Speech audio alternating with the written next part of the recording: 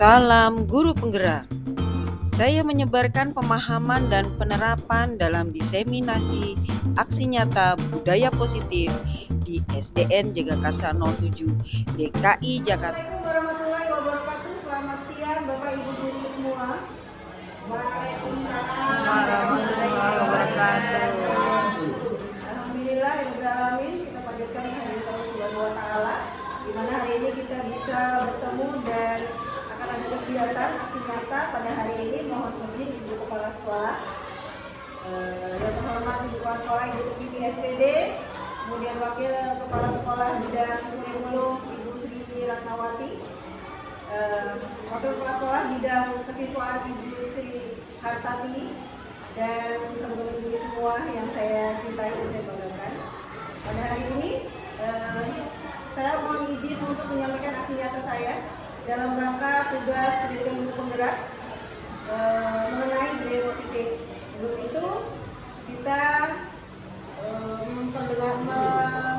menyanyikan lagu Indonesia Raya dulu ya teman-teman ya.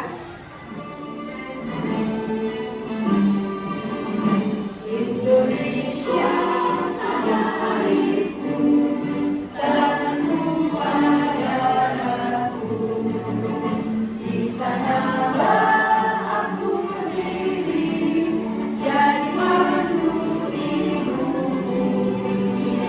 Indonesia kebangsaanku, bangsa dan tanah airku, marilah kita bersatu, Indonesia bersatu.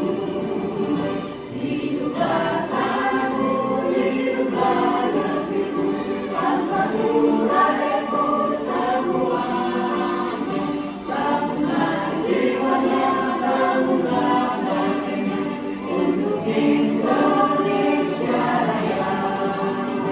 Indonesia Raya, merdeka, merdeka, tanahku, negeriku yang ku cinta.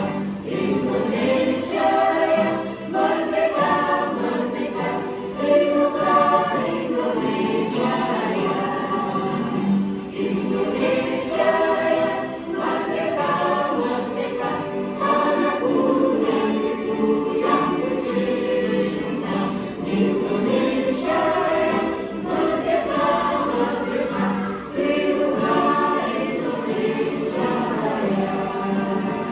Assalamualaikum warahmatullahi wabarakatuh. Waalaikumsalam warahmatullahi wabarakatuh. Selamat siang Bapak Ibu guru. Hari ini kita akan mengikuti diseminasi aksi nyata budaya positif yang akan dilaksanakan oleh Fasilitator Rekognisi Pendidikan Guru Penggerak Angkatan 9, yaitu Ibu Dina Hervita MPD. Mari kita ikuti bersama, semoga kita mendapat wawasan baru demi kualitas pendidikan Indonesia. Ya. Assalamualaikum warahmatullahi wabarakatuh. Perkenalkan, saya Ibu Dina Hervita. Saya calon guru penggerak angkatan 9 DKI Jakarta dari SDN Jagakarsa 07. Hari ini saya akan menyampaikan aksi nyata, yaitu diseminasi aksi nyata budaya positif. Ya, kita mulai ya Bapak Ibu. Ya, pada saat ini ada sekitar 8 topik ya, yaitu perubahan paradigma belajar, disiplin positif, nilai-nilai kebajikan, kebutuhan dasar manusia, motivasi perilaku manusia, kesamaan guru, keyakinan kelas, dan segitiga restitusi. Nah, di semua ini, topik ini sudah kami pelajari dalam program guru penggerak melalui pendidikannya dan juga praktik ya di kelas. Nah, pada hari ini saya akan membagikan pengalaman saya, mudah-mudahan bisa menjadi manfaat dan wawasan Bapak Ibu untuk pendidikan Indonesia ke depannya. Kita mulai saja Bapak Ibu. Yang pertama, topik pertama adalah pembelajaran dengan paradigma baru ya. Pembelajaran dengan paradigma baru merupakan pembelajaran yang dirancang berdasarkan prinsip pembelajaran. berdiferensiasi, yaitu pembelajaran berdasarkan kebutuhan peserta didik sesuai tahap perkembangannya untuk mewujudkan profil pelajar Pancasila. Nah, di sini ada 3 kata kunci ya. Yang pertama adalah pembelajaran berdiferensiasi.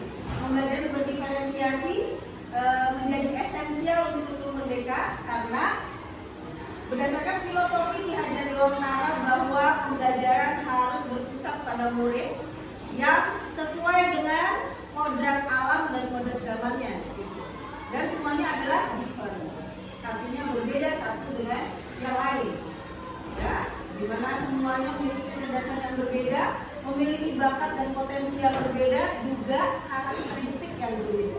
Dan karena itu, maka pembelajaran berdiferensiasi ini menjadi dasar kebutuhan peserta didik untuk melakukan pembelajaran yang mewujudkan profil pelajar Pancasila. Seperti kita ketahui, profil pelajar Pancasila ada 6 dimensi yang diakomodasi dalam pembelajaran kurikulum merdeka.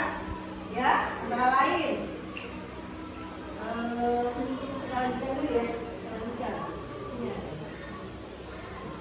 Oke. Di bab selanjutnya ada. Nanti kita akan bahas lebih lanjut ya. Lalu di sini ada miskonsepsi tentang teori kontrol. Ya, miskonsepsi ini antara guru dengan murid ya. Misalnya ilusi guru mengontrol murid. Ya, artinya guru sering mendikte murid. Nah, ya, guru mendikte murid nih, dikontrol. Kamu tidak boleh begini, kamu tidak boleh, ayo diam. Tidak boleh bicara dan sebagainya. Akhirnya apa? Ya, apakah itu bisa membentuk karakter? Bisa nggak? Nggak bisa ya. Anak disuruh diam mulutnya. Nah, jadi gimana tuh akhirnya anaknya? Membuat jadi apa itu anaknya?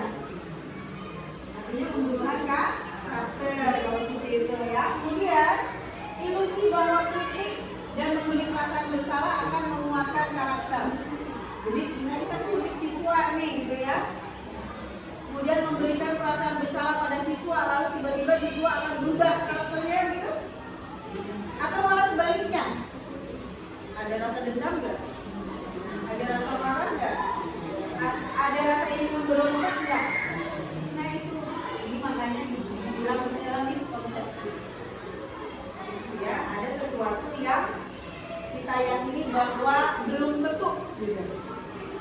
Ya, nah kemudian ilusi bahwa semua penguatan positif, efektif dan bermanfaat. Jadi itu sudah membuat suatu pembinaan kepada siswa, namun apakah itu akan menjadi efektif gitu, kemudian bermanfaat jika kita tidak melakukan itu secara terus-menerus, secara berkesinambungan. Bayangin kalau bisa sekali 2 kali, ya kita suruh misalnya anak makan sehat nih, gitu, ya makan sehat cuma sekali aja ya nggak bakalan.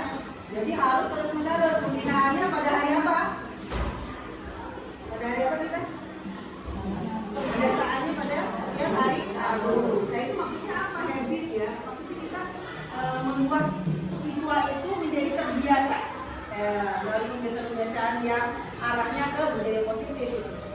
Ya, kemudian ilusi bahwa guru berhak memaksa. Boleh nggak sih guru maksa? Ya biasanya kalau anak sudah diancam, kemudian anaknya biasa-biasa saja, lalu ada di situ ya, misalnya hukuman apa seperti itu. Nah ini semuanya adalah miskonsepsi ya mengenai apakah hal tersebut bisa meningkatkan karakter dari seorang anak itu. Itu miskonsepsi. Lanjutkan nih Bapak Ibu. Nah ini adalah transformasi. Transformasi itu perubahan, ya perubahan refleksi stimulus, ya respon ke pendekatan teori kontrol. Jadi maksudnya stimulus adalah sebuah tindakan. Kita lihat di sini misalnya ada realitas kebutuhan kita katanya sama, betul nggak? Kebutuhan kita sama. Kebutuhan saya apakah sama dengan kebutuhan Bapak Ibu? Tidak, ya. Makanya kita ada teori kontrol nih, yaitu realitas kebutuhan kita itu berbeda. Kita harus memiliki mindset, kita harus memiliki perspektif bahwa kita semuanya adalah memiliki kebutuhan yang berbeda-beda. Kalau kita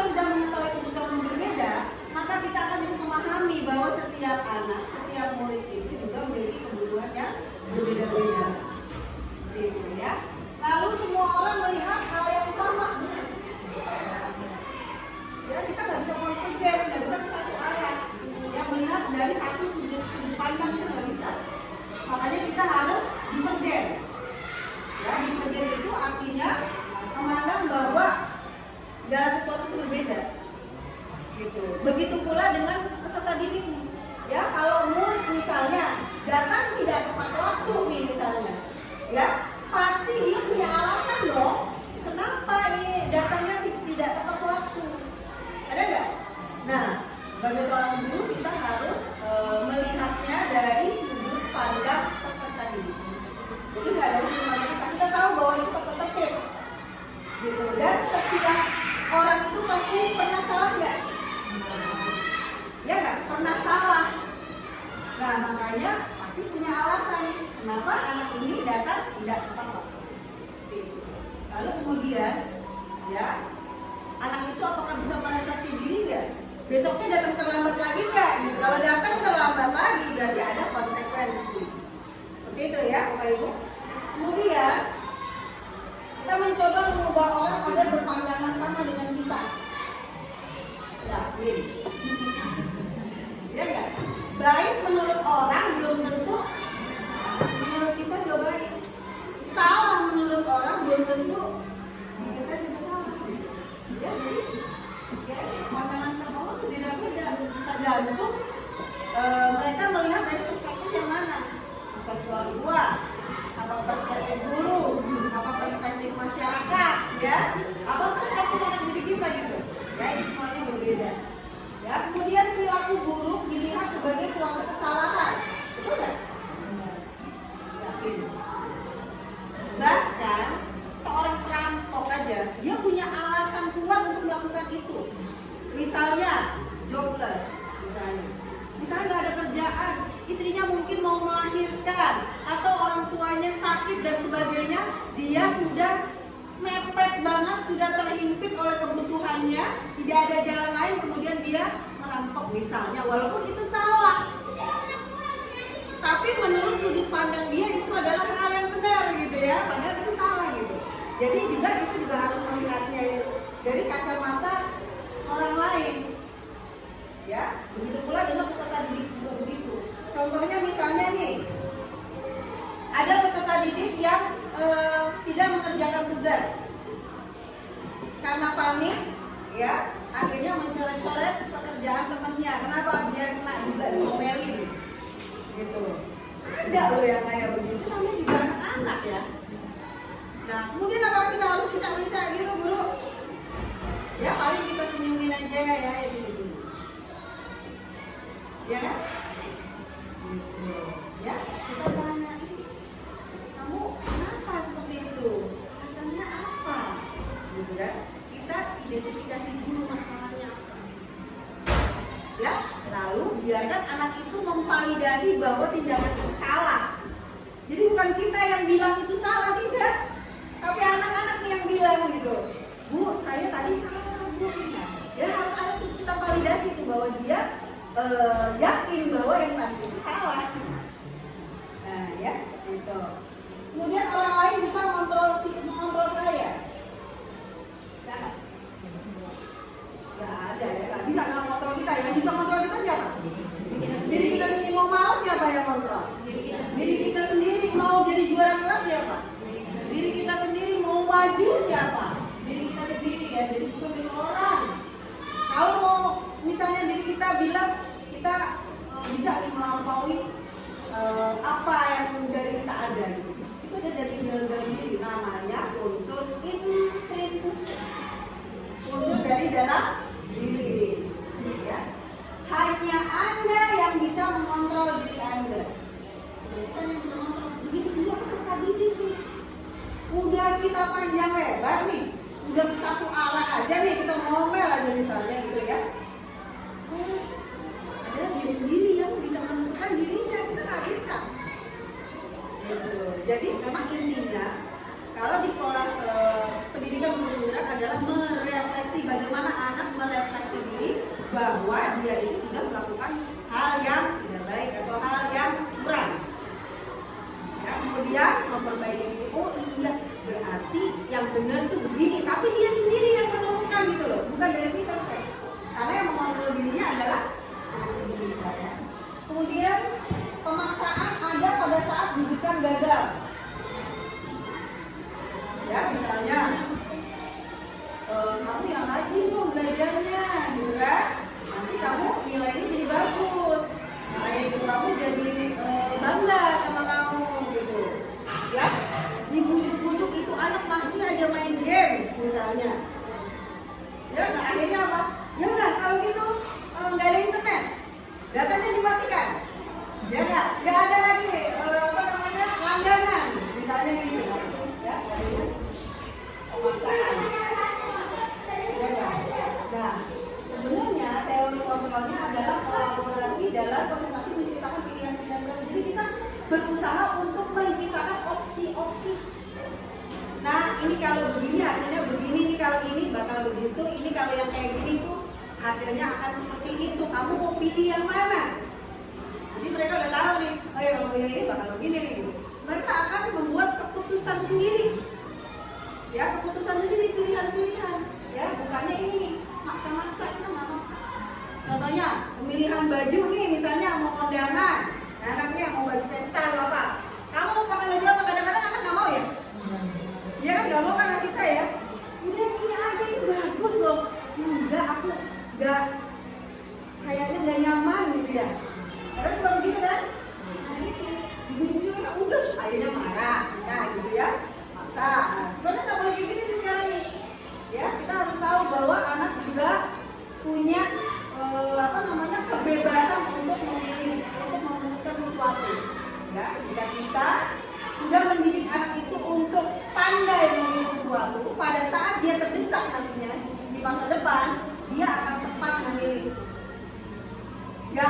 Nggak yang cuma empati doang, gitu ya. Nggak yang karena bucin misalnya, gitu ya. Atau apa? Tapi apa? Logikanya main. Kalau nggak bahaya loh anak kita, gitu ya, di masa mendatang. Kemudian apa lagi? Yaitu model berpikir menang kalah. Contoh misalnya gini, dalam suatu kelas misalnya, ada anak-anak yang ingin jadi ketua kelas nih. Pokoknya kalau jadi ketua kelas menang deh. Dia merasa menang. Kamu misalnya nggak jadi ketua kelas kalah, misalnya gitu kan, namanya juga anak-anak ya, seperti itu. Tapi sebenarnya adalah model berpikir menang-menang, di mana misalnya dia menjadi seorang pemimpin di kelas. Berarti adalah keberhasilan kelas. Kenapa? Karena udah milih dia, berarti percaya gitu. Oke itu ya. Oke, kita lanjutkan.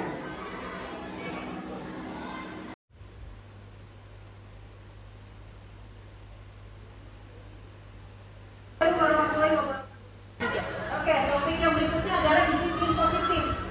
Yang namanya disiplin, tapi arahnya positif atau arahnya kebalikannya juga banyak ya contohnya. Nanti kita bahas sama-sama.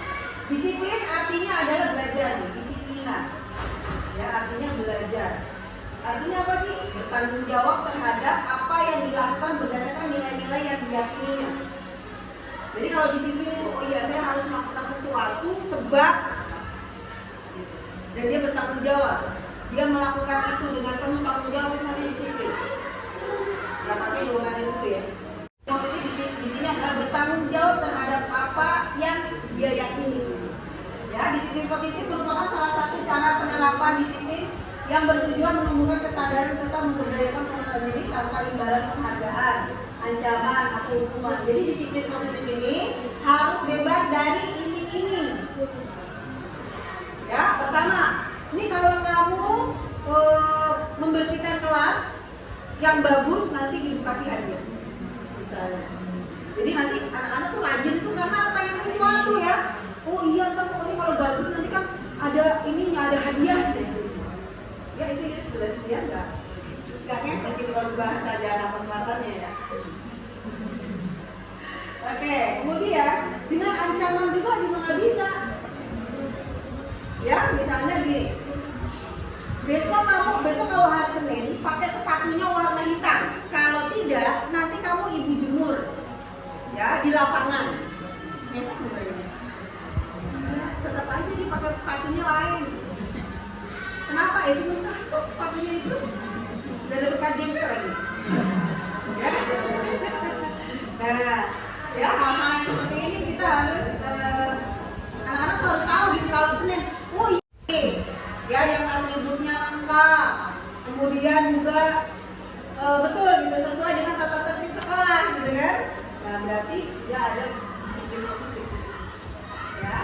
Kemudian sebagai pendidik tujuan kita adalah menciptakan peserta didik yang memiliki disiplin diri sehingga perilaku mereka mengacu pada nilai-nilai kebajikan dan memiliki motivasi intrinsik ya tadi ya, motivasi dari dalam diri gitu. Dan perubahan perilaku yang akan menjadi lebih baik lagi. Nah ini adalah tentang disiplin positif. Artinya dia melakukan sesuatu nggak pakai disuruh, nggak pakai diiming-iming, nggak pakai kita ancam-ancam. Ya dia udah tahu nih, oh iya setelah pulang sekolah ngapain. Terus kemudian kalau kita tanya kamu hari ini mau apa nih habis ini? Oh mau ini dia bisa menyebutkan gitu. Kalau saya tanya di rumah, kamu agenda kamu hari ini apa? Gitu. Kamu ngapain nih habis ini? Ma, ini aku PM sampai jam 6 sore misalnya. Habis itu aku mengerjakan ini mah tugas ini gitu. Jadi saya tahu kalau gitu berarti kamu sibuk hari ini. Saya harus apain gitu. Ya. Itu Bapak Ibu. Kita lanjutkan ya. Seperti ini, anak-anak mengapa harus belajar toleransi? Supaya kalau misalnya dia nantinya tinggal sebelahnya itu gereja atau rumah ibadat lain, dia bisa kosliro, menghormati. Ya, begitu pula misalnya dia masjid nih dekat rumahnya orang Nasrani atau agama lain, juga bisa bertoleransi, harus menghormati. Misalnya pada saat Ramadan ya, misalnya kan penguahannya itu ya sampai pagi gitu ya, nah itu dibatasi. Kenapa? Karena ada selain Muslim di situ. Rasa hormat, ya kalau misalnya kita ngecilin orang nih, bukan ngecilin maksudnya dibikin kecil ya, tapi membuat orang itu merasa rendah diri karena kalimat-kalimat kita. Bahaya nggak? Bahaya, orang bisa dendam, akhirnya pada suatu ketika kita salah ngomong habis kita. Yang ini harus kita ajarkan ke anak-anak ya. Kemudian integritas, tahu nggak artinya integritas? Integritas itu jika sudah memulai sesuatu maka dia harus menuntaskan. Itu integritas namanya. Ya, konsisten, integritas. Dia punya disiplin diri untuk menuntaskan itu. Gitu. Ya, sampai selesai. Menghargai, kita juga menghargai orang ya. Ini yang harus kita ajarkan ke anak-anak. Lalu antusias, penting nggak sih antusiasme? Penting lah apa? Antusiasme apa sih? Motivasi diri ya untuk belajar, benar nggak? Antusias ingin mengetahui sesuatu. Oh ya saya harus sekolah nih, ya. Untuk apa? Ya nanti ini kan mau ada praktek misalnya gitu ya anak-anak. Nanti kan kamu udah praktek, jadi harus ada antusiasme di situ ya. Kemudian empati, penting ya empati. Penting banget. Misalnya ada teman yang sakit, ya kan? Kemudian itu teman-teman sakit itu kita jenguk misalnya, ya itu adalah empati. Ya kemudian kalau ada kecelakaan atau apa ya, nah teman-teman yang lain tanpa disuruh itu ayo kita bantu. Itu empati ya. Lalu keingintahuan, penting banget curious ya. Kalau bahasa Inggrisnya itu curious itu menempati posisi pertama nih. Orang kalau mau pinter, kepo banget, tahu apa ya bahasa Inggris. Anak selalu kepo gitu. Ingin tahu banget, pokoknya harus bisa nih, kayak harus bisa nih. Gitu. Ya, nah ini penting banget. Kemudian kreativitas, penting nggak? Penting nanti di masanya, di industrinya nanti di masa depan. Anak yang kreatif dia nggak bakal kelaparan. Dia bisa survive gitu. Benar nggak? Dia bisa bertahan hidup. Dia bisa menciptakan sesuatu untuk modal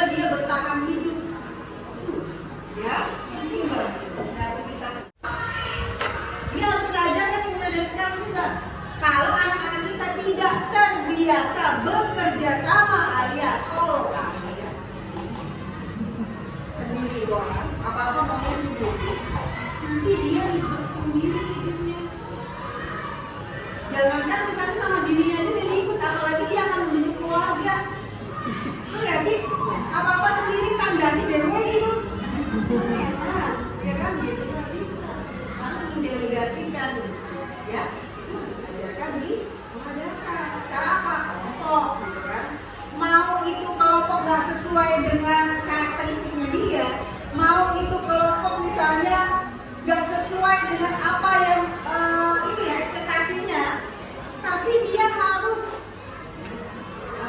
belajar untuk beradaptasi. Itu intinya ya. Kemudian percaya diri, penting nggak sih percaya diri?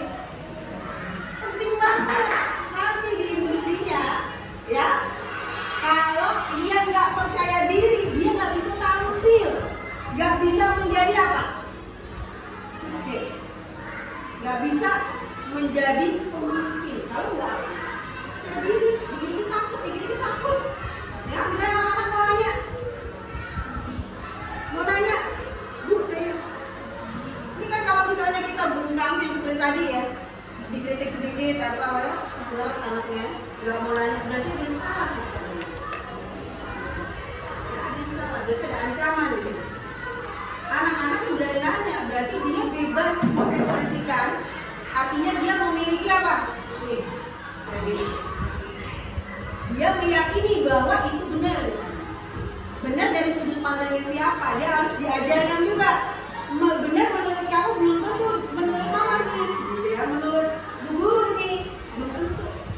Yuk kita diskusikan sama-sama. Satu jekok apa? Ngomong aja ya.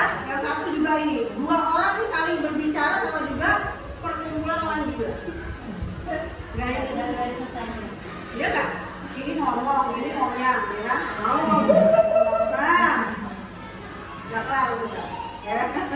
Jadi memang kita membahasakan diri bahwa pada saat orang bicara dengarkan, pada saat orang lain minta saran kita berikan, kalau nggak diminta jangan ngasih gitu. Orang itu nggak senang digurui daripada ya sebenarnya nggak, orang itu nggak senang digurui tapi kita angkat biasanya ya hebat sekali mengapresiasi kalau berlebihan ya gitu. Nah beda. Kemudian juga komitmen. Yang pakai komitmen itu adalah kastanya tertinggi. Orang kalau udah komitmen, kemudian dia konstan melakukannya, dia akan menjadi sesuatu yang orang lain nggak punya. Benar nggak? Komitmen jadi ya janji jiwa. Janji jiwa. Jadi kita udah punya janji nih, komitmen pokoknya lillahi ta'ala saya akan melakukan ini. Konsisten. Ya, jadi kalau sekali-sekali jadi orang gila ya. Benar-benar maksudnya gila itu kita keluar dari batasan kita. Ya, contohnya saya nih punya buku 2 tahun itu 24 buku. Orang nggak mungkin sama situ. Ya nggak? Ini lebih gila lagi 6 bulan saya harus punya buku 15. Sekarang sedang proyeknya sudah dimulai. Bayangin iklan saya banyak. Kalau nggak komitmen bisa nggak mewujudkan itu? Gak bisa. Orang mikir saya mungkin dulu aja misalnya, tapi saya punya program TikTok. Ada 2 program saya di TikTok, orang lain nggak tahu. Ya karena belum ada ilmunya. Saya komitmen di situ bisa. Gitu. Jadi apapun yang namanya komitmen itu kastanya tertinggi.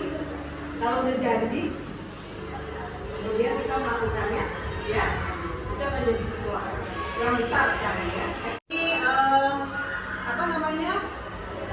Kecelakaan atau apa ya, atau teman-teman yang lain tanpa disuruh itu ayo kita bantu. Jadi empati ya. Lalu pengetahuan penting banget, curious ya, kalau bahasa Inggrisnya itu curious itu menempati posisi pertama nih. Orang kalau mau pinter kepo banget, tahu apa ya bahasa Inggris anak selalu kepo gitu, ingin tahu dong, pokoknya harus bisa nih, kayak harus bisa nih gitu ya. Nah ini penting banget. Kemudian kreativitas, penting nggak? Penting nanti di masanya, di industrinya nanti di masa depan. Anak yang kreatif dia nggak bakal kelaparan. Dia bisa survive gitu, benar nggak? Dia bisa bertahan hidup, dia bisa menciptakan sesuatu untuk modal dia bertahan hidup. Ya, penting banget kreativitas. Dia harus kita ajarkan mulai dari sekarang juga. Kalau anak-anak kita tidak terbiasa bekerja sama alias solo kaya sendiri doang, apa-apa maunya sendiri, nanti dia ribet sendiri hidupnya. Jangankan misalnya sama dirinya aja dia ribet, apalagi dia akan membentuk keluarga. Benar nggak sih? Apa-apa sendiri tandani dewe gitu. Enak, ya kan gitu nggak bisa. Harus mendelegasikan, ya. Itu diajarkan di sekolah dasar. Cara apa? Kelompok, gitu kan.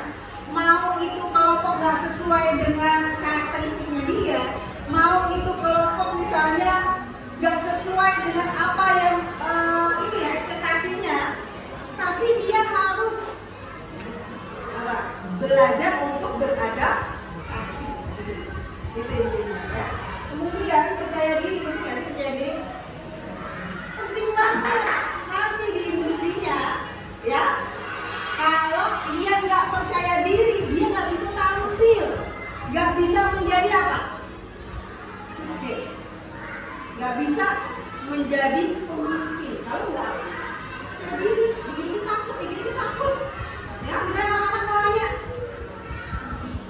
mau nanya, Bu, saya, ini kan kalau misalnya kita bungkam yang seperti tadi ya, dikritik sedikit apa ya, menurut anaknya, nggak mau nanya, berarti ada yang salah sih sebenarnya. Ya, ada yang salah, berarti ada ancaman di sini. Anak-anak yang berani nanya, berarti dia bebas mengekspresikan, artinya dia memiliki apa? Nih, jadi dia meyakini bahwa itu benar. Benar dari sudut pandangnya siapa? Dia harus diajarkan juga. Benar menurut kamu belum tentu, menurut mama nih, gitu ya, menurut bu guru nih, belum tentu. Yuk kita diskusikan sama-sama. Yang pakai komitmen itu adalah kastanya tertinggi. Orang kalau buat komitmen, kemudian dia konstan melakukannya, dia akan menjadi sesuatu yang orang lain nggak punya. Benar nggak? Komitmen jadi ya janji jiwa, janji jiwa. Jadi kita udah punya janji nih, komitmen pokoknya lillahi ta'ala saya akan melakukan ini, konsisten. Ya, jadi kalau sekali-sekali jadi orang gila gitu. Benar-benar maksudnya gila itu kita keluar dari batasan kita. Ya, contohnya saya nih punya buku 2 tahun itu 24 buku. Orang nggak mau mikir sama situ. Ya nggak? Ini lebih gila lagi, 6 bulan saya harus punya buku 15. Sekarang sedang proyeknya sudah dimulai. Bayangin, iklan saya banyak. Kalau nggak komitmen, bisa nggak mewujudkan itu? Nggak bisa. Orang mikir saya mungkin dulu aja misalnya, tapi saya punya program TikTok. Ada 2 program saya di TikTok, orang lain nggak tahu. Ya karena belum ada ilmunya. Saya komitmen di situ bisa. Jadi apapun yang namanya komitmen itu kastanya tertinggi. Kalau udah janji, kemudian kita melakukannya, ya kita akan jadi sesuatu yang besar sekali ya.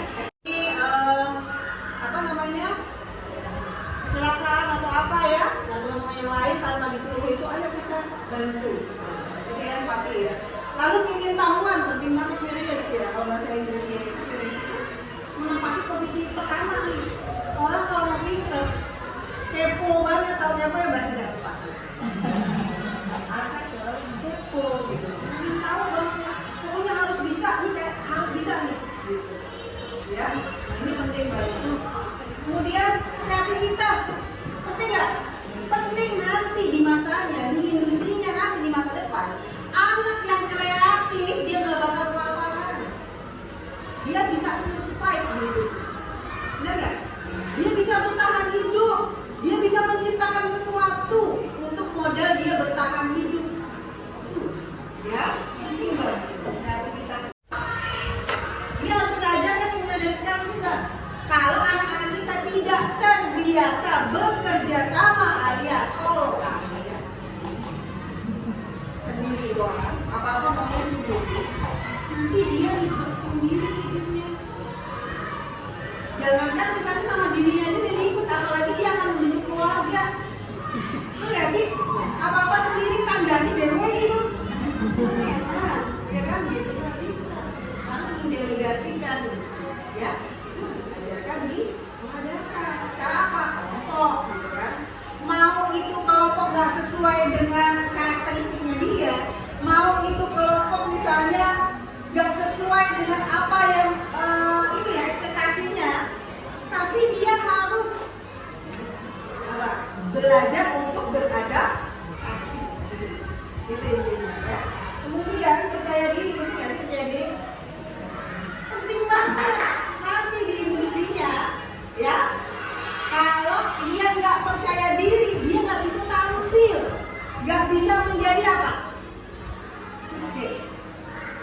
bisa menjadi pemimpin kalau nggak saya diri, bikin kita takut. Ya, misalnya anak-anak mau nanya, Bu, saya ini kan kalau misalnya kita bungkam yang seperti tadi ya, dikritik sedikit atau apa ya, menurut anaknya nggak mau nanya, berarti ada yang salah sih sebenarnya. Ya, ada yang salah, berarti ada ancaman di sini. Anak-anak yang berani nanya, berarti dia bebas mengekspresikan, artinya dia memiliki apa? Nih, jadi dia meyakini bahwa itu benar. Benar dari sudut pandangnya siapa? Dia harus diajarkan juga. Benar menurut kamu belum tentu, menurut mama nih, gitu ya, menurut bu guru nih, belum tentu. Yuk kita diskusikan sama-sama. Satu jekok apa? Ngomong aja ya. Yang satu juga ini. Dua orang nih saling berbicara sama juga perkumpulan orang juga. Gak ada selesainya. Iya nggak? Ini ngomong, ini ngomong ya. Ngomong. Nah, nggak tahu bisa. Ya. Jadi memang kita membahasakan diri bahwa pada saat orang bicara dengarkan. Pada saat orang lain minta saran kita berikan. Kalau nggak diminta jangan ngasih gitu. Orang itu nggak senang digurui daripada ya benar nggak? Orang nggak senang digurui tapi kita angkat. Biasanya ya hebat sekali mengapresiasi kalau berlebihan. Ya gitu. Nah, beda. Kemudian juga komitmen. Yang pakai komitmen itu adalah kastanya tertinggi.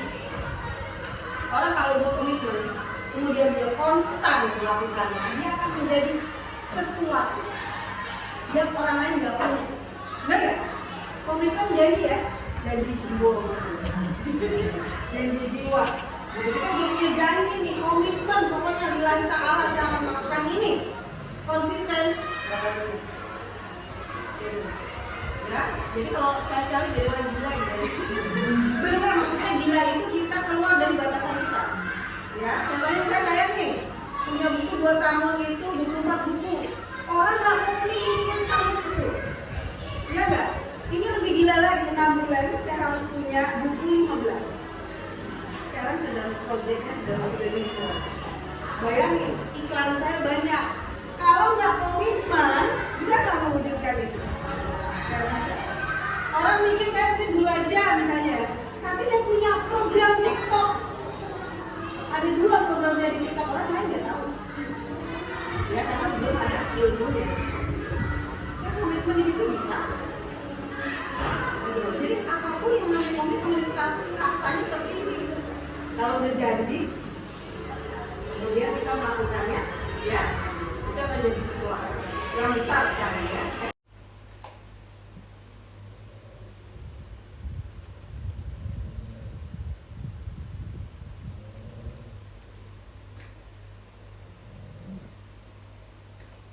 Namanya juga kebutuhan dasar, berarti segala sesuatu yang tentu dibutuhkan oleh manusia, ya. Jadi seluruh tindakan pada dirinya itu ujung-ujungnya adalah pemenuhan kebutuhan. Kita lihat ada berapa sih kebutuhan manusia, ya? Kita lihat ada berapa sih kebutuhan manusia, ya? Ada 5. Bertahan hidup, sandang, pangan, papan, keamanan, kesehatan. Coba Bapak Ibu nih dilihat, mengapa harus sandang dulu baru pangan? Kenapa nggak pangan dulu baru sandang?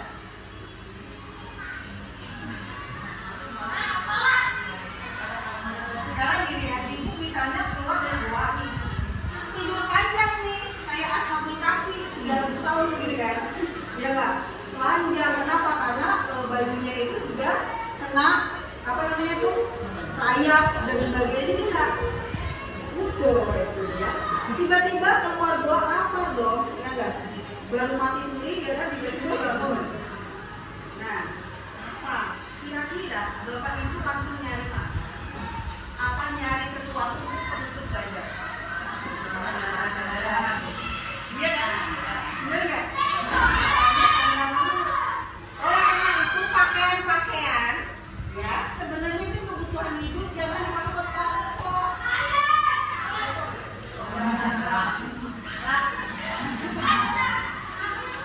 Ya, lebih baik diberikan kepada orang yang belum. Kalau sobek boleh ya. Keamanan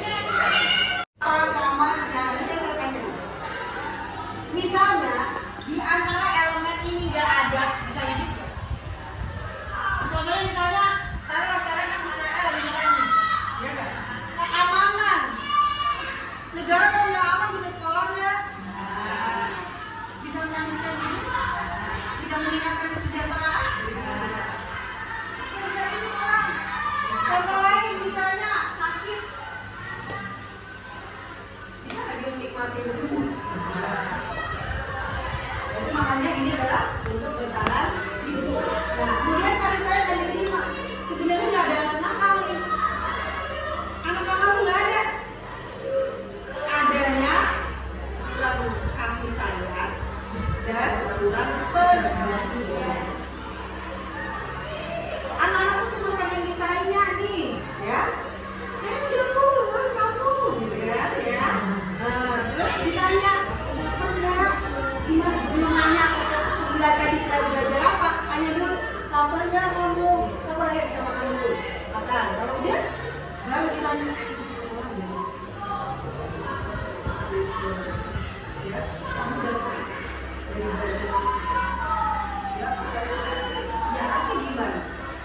Ya, gitu. Jadi biarkan mereka menjawab. Gitu. Jadi komunikasinya kayak gitu. Ah, ayo, tolong kasih kan. Makanya gimana? Ya kemudian menjadi bagian dari kelompok aja nggak ada yang mau ngomong aja ya. Akhirnya makan nggak? Nah, ini bisa.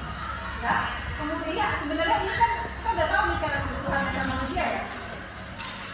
Jadi memang kita harus adil pada anak-anak kita. Adalah diri kita ya. Lalu penguasaan harga diri. Ya, misalnya kalau anak-anak itu suka ini loh nyebutin nama orang tua. Nyebutin nama orang tua kan harga diri tuh kan. Jangan ini ya. Makanya apa? Menghormati orang tua ya, jadi marah. Ini caranya apa? Penguasaan. Ya. Kemudian memimpin juga penguasaan. Misalnya mentang-mentang ketua kelas, pokoknya yang berisik nanti aku catat. Biasanya. Ya. Kemudian penguasaan itu juga dalam prestasi. Ya, anak-anak kalau sudah punya prestasi biasanya percaya dirinya itu luar biasa. Dia akan lebih. Ya, makanya kita arahnya memang semuanya ke prestasi kalau sekarang. Kemudian kalau diakui, ya penting banget. Kalau didengar, orang itu sebenarnya pengen didengerin.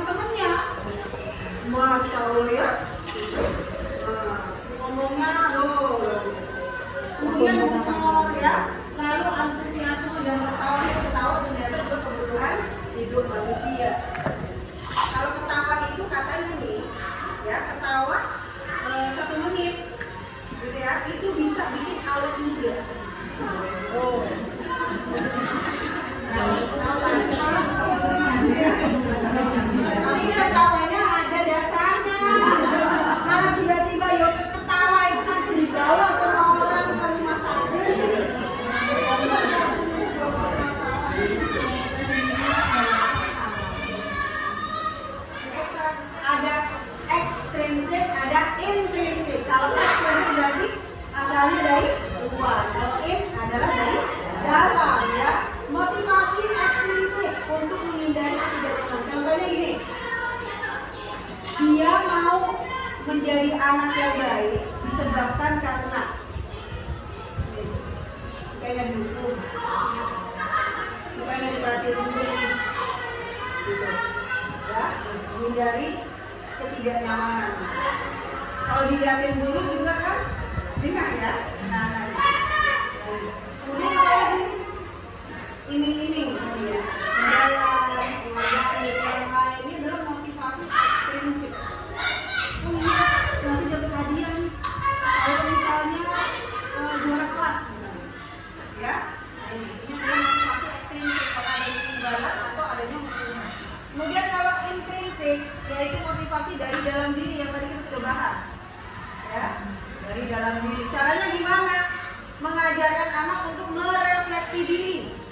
Kalau anak-anak pintar merefleksi diri, suatu saat nanti pada saat dia jatuh, dia akan merefleksi. Oh iya, saya tidak seharusnya seperti ini, berarti harus begitu.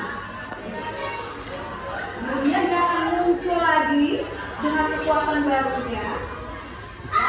Lalu dia akan melampaui batasan-batasannya menjadi sukses. Unsur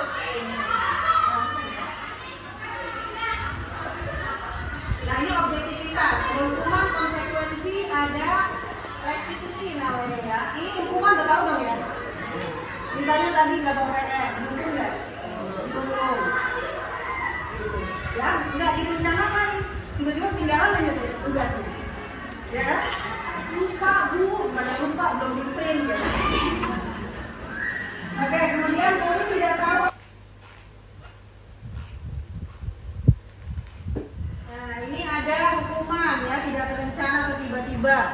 Nah, murid tidak tahu apa yang terjadi atau tidak dilibatkan atau apa? Kena getahnya. Ibarat makan nangka kena getahnya, gitu ya, kesangkut-sangkut ya. Kemudian hukuman juga cirinya adalah satu arah. Jadi anak belum ngomong, ya gurunya udah. Kamu tahu tata tertib tidak? Makanya ya harus ini bla bla bla bla bla, murid gini. Ya. Nah, terus apalagi adanya hukuman fisik nih atau psikis. Kalau psikis biasanya dari narasi. Benar nggak? Sakit banget. Ada loh murid yang ini baten. Batennya gini loh. Kalau ketemu guru itu ya pokoknya kan lebih baik menghindar gitu. Ada nggak? Ada. Itu kenapa? Karena ya ini ada psikisnya. Ada. Oh gitu ya. Lalu konsekuensi nih. Nah, konsekuensi, kalau ada konsekuensi berarti ada apa sih? Harus ada kesepakatan dulu kan? Ya, misalnya datang tepat waktu. Kalau nggak datang tepat waktu gimana? Konsekuensinya apa? Push up gitu, kayak zaman dulu ya. Zaman dulu kan push up, lari keliling lapangan. Tetap aja besok telur ya. Tetap aja ya. Terlambat lagi gitu. Ya, kalau sekarang arahnya adalah mendidik secara positif. Kalau misalnya salah, nah berarti harus apa gitu ya. Misalnya membantu grup piket pada hari itu. Jadi tidak terbebani dan harus ditulis atau base-nya adalah base tata tertib sekolah. Buat tidak nyaman, ya iyalah. Kalau ada kesepakatan, nyaman nggak muridnya? Ya nggak nyaman ya. Misalnya gini, oh iya. Kalau misalnya guru sedang mengajar atau sedang memberikan pembelajaran, anak-anak harus diam. Kalau tidak diam, nanti anak-anak itu harus menjelaskan ulang. Jadi diam nggak dia? Diam. Ya, siapa yang bikin kesepakatan itu? Gurunya. Yang bikin tata tertib itu siapa? Gurunya. Bukan, ya. Tapi kesepakatan bersama. Apa nih? Nah, kira-kira. Udah bu suruh ini aja, suruh jelasin ulang. Oh baiklah, gitu kan, kita nulis. Gitu, itu kesepakatan. Jadi dia tahu konsekuensinya. Jadi ada kebebasan yang terpenjara ya. Untuk apa? Supaya semuanya mendapatkan hak yang sama dalam pembelajaran. Jadi ada konsekuensi di situ ya. Nah, kemudian ada sikap guru yang selalu memonitor murid nih. Misalnya, lagi belajar nih anak, kenapa ya nih ngobrol aja? Gitu kan? Kamu kenapa ngobrol terus? Ayo gantikan bu guru di depan, gitu kan? Sesuai dengan kesepakatan. Ya, gitu. Nah, ini maksudnya, ya. Kemudian, nah sekarang yang sedang dikembangkan oleh pendidikan guru penggerak itu adalah restitusi. Ya, restitusi itu adalah untuk proses menciptakan kondisi murid untuk memperbaiki kesalahannya. Jadi ada refleksi di situ. Mereka harus menyebutkan alasannya mengapa. Kemudian memvalidasi bahwa apa yang mereka perbuat itu salah. Gitu. Iya Bu, saya salah. Itu validasi berarti. Ya. Terus kalau salah kamu harus apa nak? Harus ini Bu, ini. Terus untuk memperbaiki keadaan bagaimana nak? Nah kayak gitu ya. Jadi ada kasus juga nih di kelas ya. Ya pada saat itu ada anak yang chat tidak apa ya? Tidak pantas gitu. Dengan ada ancaman, kemudian judge ya, gue bunuh lu misalnya gitu ya, dan sebagainya. Nah kemudian anak yang lain yang melihat itu melaporkan, akhirnya orang tuanya datang ke sekolah. Nah, ya jadinya panjang nggak ceritanya? Iya. Panjang. Tapi kita sebagai guru juga harus tahu otonominya di mana. Ya, pada saat melakukan chat itu adanya di mana? Ya nggak, konteksnya nih. Ya, biar nggak pada misunderstanding ya. Konteksnya dia melakukan itu di mana? Gitu ya. Kemudian apa yang kita lakukan untuk memperbaiki itu adalah pada saat di sekolah. Kita lihat anak itu, apakah anak itu masih berinteraksi nggak? Gitu. Apakah anak yang satu dengan yang lain merasa terganggu nggak pembelajarannya? Gitu. Kalau misalnya memang tidak ada, berarti itu hanya dianggap joke aja kan. Tetapi kita juga guru harus membina gitu. Ya, kita panggil anaknya, kita buat restitusi. Kamu kenapa kok seperti ini? Gitu ya. Nanti terakhirnya untuk memperbaiki keadaan kamu harus apa? Kapan itu nggak bisa kan? Kamu harus memperbaikinya ya.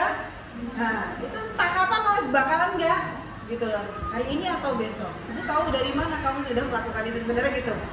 Sebenarnya. Jadi harus ada kepastian waktunya. Ini kadang-kadang kan masih ini ya, masih blur gitu. Ya, oke kita lanjutkan. Ini 5 posisi kontrol guru ya. Ada penghukum, ada Oke. Ya, ada penghukum. Contohnya, tulis 100 kalimat. Ya, 100 kalimat apa nih? Aku tidak akan datang terlambat gitu. Ya, sampai 100 kali. Ini sebagai apa nih? Penghukum. Kalau membuat rasa bersalah, cirinya adalah kalimatnya halus. Contoh, berapa banyak ibu kasih tahu kamu nih tentang tata tertib, kamu masih aja melakukan itu gitu. Ya, itu berarti apa nih? Membuat rasa bersalah. Ya, kita lanjutkan. Contoh penerapan posisi kontrol guru yang lain sebagai teman nih. Ayo dong, ya, ikuti aturannya. Nah, gitu. Ya. Kali ini nggak apa-apa, tapi besok nggak boleh ya. Ya, sebagai teman. Ya. Terus ada sebagai pemantau. Biasanya pemantau tuh gini loh, guru piket misalnya. Guru piket tuh kan mantau nih. Ini kok tahu apa minggu kemarin udah terlambat nih. Kok terlambat lagi? Kok tidak pakai atribut nih? Yang kemarin juga nggak pakai atribut nih. Nah, yang salah siapa nih kan gitu. Itu artinya sebagai pemantau. Contoh lain misalnya, apakah kamu tahu kesalahanmu? Kira-kira bagaimana kamu perbaiki kesalahan? Nah, kalau manajer ini ada sebagai mentor. Gitu. Ya, sebagai coaching. Jadi yang harus dilakukan guru adalah sebagai manajer. Ya. Contoh sekarang kita tanya jawab nih, ya tanya jawab. Ini ada posisi kontrol. Apakah saya kecewa sekali dengan kamu? Berarti posisi kontrolnya sebagai apa nih Bapak Ibu? Saya tahu nggak? Ini saya balik lagi. Nah ini sama kamu. Salah. Kira-kira yang mana nih posisi kontrolnya?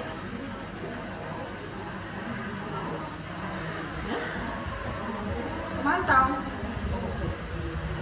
Agung, sudah melakukan perubahan belum? Ibu kecewa nih sama kamu. Betul. Membuat merasa bersalah. Iya bu, gimana bu? Biasanya anak gitu ya. Oke. Terus kita lihat lagi yang lainnya.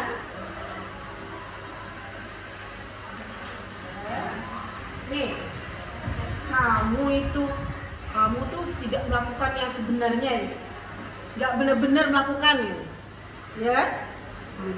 Misalnya mengerjakan PR, ya, tapi ternyata apa yang ditugaskan, apa yang dikumpulkan gitu. Jadi setengah-setengah, tapi dia pasti punya alasan kenapa kayak gitu.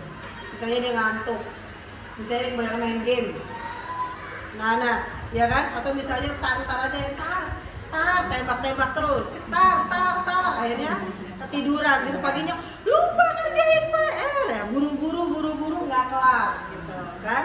Itu anak-anak tuh kadang-kadang ya. Terus guru di sekolah ngomong yang dia, kamu nih nggak pernah bener nih melakukan itu, gitu. Ya, jadi posisinya sebagai apa? Sebagai pemantau, bener nggak? Pasti sebelum ini ada kejadiannya kan, kejadian yang lain gitu, ya kan? Nah itu, ya. Terus kita lihat lagi, ayolah lakukan demi bapak ibu ya, apa nih? Sebagai teman, benar ya. Terus, ya kamu nggak akan dapat nilai bagus kalau nggak mengerjakan tugas, kalau kurang tugasnya, mengancam kan itu. Berarti apa? Gitu ya. Oke, sekarang keyakinan kelas. Keyakinan kelas bersifat abstrak. Bersifat abstrak artinya keyakinan kelas itu berdasarkan tata tertib sekolah yang abstrak gitu ya. Kemudian dibuat dalam pernyataan positif sedikit saja agar menjadi ingat ya, sehingga mudah diterapkan. Nah, Bapak Ibu bisa lihat di sini. Di sini ada nih keyakinan kelas ini ya. Ini ya keyakinan kelasnya. Masuk tepat waktu. Ya, kalau untuk keyakinan kelas, apa sih keyakinan kelas itu? Kok keyakinan kelas, bukan kesepakatan kelas? Kalau keyakinan kelas itu lebih universal. Ya, dalam keyakinan kelas itu kita harus melakukan yang namanya kesepakatan kelas, ada konsekuensinya, gitu. Ya, kemudian anak-anak meyakini bahwa itulah harus yang saya lakukan. Gitu. Itu namanya keyakinan kelas. Nah, keyakinan kelas harus meniadakan negasi. Negasi itu kata tidak. Misalnya gini, tidak boleh datang terlambat. Diganti jadi kalimat positif apa? Harus datang tepat waktu. Ya. Terus kemudian apa lagi nih? Di sini. Membersihkan kelas sesuai jadwal. Jadi ada disiplin, oh ya hari ini bukan saya nih. Ya, kelompok yang lain dan sebagainya. Gitu. Lalu ada konsekuensinya jika tidak melakukan. Nah, itu adalah keyakinan kelas ya. Sesuai dengan kondisi kelasnya. Oke ya. Kita lanjutkan. Nah ini, segitiga restitusi suatu proses dialog yang dijalankan oleh guru agar dapat menghasilkan murid yang mandiri dan bertanggung jawab. Sebenarnya saya udah bikin ya.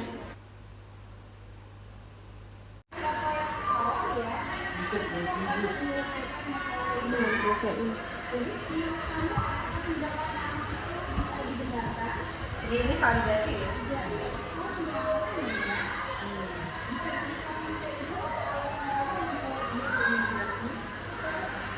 Coba nggak ada ekspresi marah kan gurunya kan? Baik banget gurunya ini. Banget mah. Saya bingung kalau mau marah di kelas.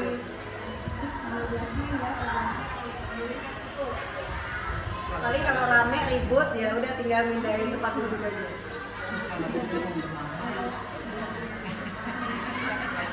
Ya, ini adalah yang dikembangkan dalam pendidikan guru penggerak ya. Selamat pagi Amelia. Pagi Bu, Apa kabar kamu? Alhamdulillah baik Bu. Iya, kamu tahu nggak mengapa ibu panggil kamu? Tidak Bu, Ya, jadi tadi itu ibu melihat kamu mencoret-coret tugas dari Jasmine nih, ya. Kita tidak mencari siapa yang salah ya, tapi kita harus menyelesaikan masalah ini. Jadi menurut kamu apakah tindakan kamu itu bisa dibenarkan? tidak Bu. Tidak ya, pasti kamu punya alasan dong ya. Iya punya. Bisa ceritakan ke ibu apa alasan kamu mencoret bukunya Jasmine? Bisa Bu. Tadi saya mengerjakan tugas, tapi waktunya sudah mepet. Saya minta ke Jasmine, Jasmine tidak ngasih. Saya kesal, jadi saya mencoret-coret bukunya. Oh, jadi kamu kesel mencoret-coret karena tidak diberi sama Jasmine ya tugasnya untuk kamu lihat gitu. Iya, Gitu. Amil, kamu ingat nggak? Kita sudah buat kesepakatan kelas ya dalam keyakinan kelasnya. Kamu ingat? ingat Bu, Apa itu bunyinya? tidak boleh gaduh di kelas. Ya, tidak boleh membuat gaduh di kelas. Jadi, kalau kamu meyakini bahwa kamu sudah berbuat kesalahan, ya, apakah kamu bersedia untuk memperbaikinya? Bersedia Bu. Sedia ya. Jadi, bagaimana cara kamu memperbaiki masalah ini? Saya membuat tugas ulangnya Jasmine Bu. Oh, jadi kamu ingin menuliskan ulang tugasnya Jasmine agar bisa dikumpulkan ya? Iya Bu. Bagus itu, Amel. Selamat pagi Sabrina. Pagi Bu. Ya, apa kabar kamu? Alhamdulillah baik Bu. Iya. Kamu tahu nggak mengapa ibu panggil kamu hari ini? Tidak. Tidak ya. Jadi gini, tadi itu ibu mendapat WA dari salah satu orang tua murid, ya, yaitu orang tuanya dari Sophie. Ya, beliau mengatakan bahwa kamu telah mencet kata-kata yang kurang berkenan ya di melalui WA group. Ya, kita di sini tidak mencari siapa yang salah, tapi kita mencari solusi bersama agar permasalahan ini tidak meluas, ya seperti itu ya Sabrina. Pasti juga kamu punya alasan ya, mengapa kamu melakukan hal itu, gitu ya? Kamu bisa menceritakan nggak alasannya apa? Bisa Bu. Jadi kemarin kan mau latihan pramuka. Nah aku mau bikin P5 juga. Nah tapi mereka pada bilang ayo latihan pramuka sekarang. Janjiannya jam 11 tapi nikahnya malah pada jam 10. Udah akhirnya jalan jam 10 ke Taman Bumi. Pas sampai sana malah ngomong ngajak latihannya malah pada kayak ngegas gitu. Udah terus Isa bilang udah ya latihan aja, jalan aja ke Bumi. Udah jalan terus sampai sana malah izinin dan pada ngomong nolak. Oh gitu. Apakah hal itu dibenarkan kamu chat kurang baik itu? Tidak. Tidak ya, berarti kamu sudah merasa bahwa itu tidak baik ya. Nah, lalu bagaimana cara kamu untuk bisa menyelesaikan hal ini? Minta maaf dengan Sophie dan tidak mengulang kesalahan itu lagi. Minta maaf, baik. Minta maaf dan tidak mengulanginya lagi. Oke Sabrina, kalau itu menurut kamu yang terbaik, kamu lakukan segera ya nak ya. Terima kasih Sabrina. Sama-sama. Amel, bagaimana menurut kamu praktik segitiga restitusi tadi? Nah, saya merasa lega karena permasalahan ini diselesaikan dengan baik. Terus, Em, tadi dimarahin nggak? enggak, Jadi kalau nggak dimarahin senang? senang Bu. Oh, senang ya, jadi merasa dihargai ya? Iya, Oke. Terima kasih Amel. sama Bu. Apa yang kamu rasakan setelah praktek segitiga restitusi yang ibu lakukan tadi? Saya merasa dihargai dan ternyata Bu Guru tidak marah apa yang sudah saya perbuat. Terima kasih. Sama.